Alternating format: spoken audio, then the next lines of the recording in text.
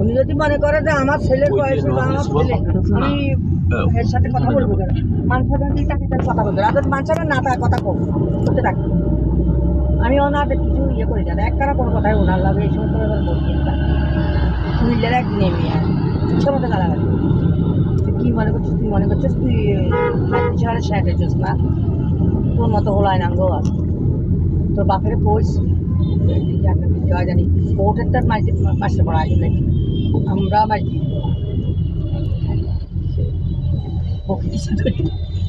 খাচ্ছে তুমি চাই সামনে থেকে আরো একটু করতে পারি এটা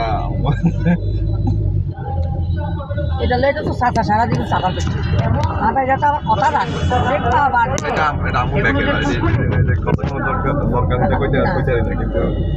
দেখছি না কাজ চলতেছে না, এই যে নতুন হইতেছে জিপ নতুন করে জিম হয়েছে, কমেডি সেন্টারে সুইমিং পুল হইব।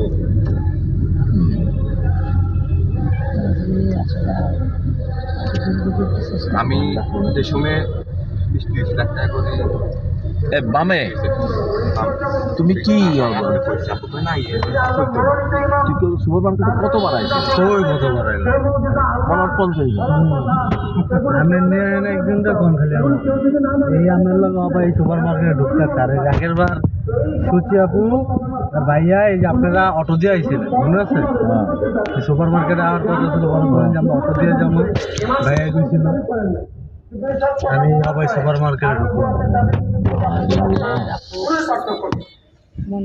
ভালো না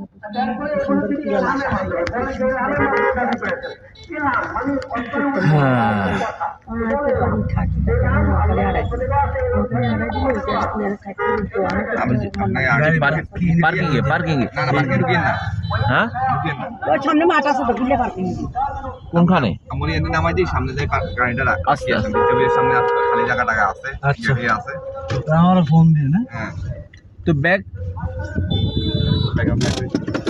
ব্যাগগুলো কি আমরা নামায় রাখি দিব?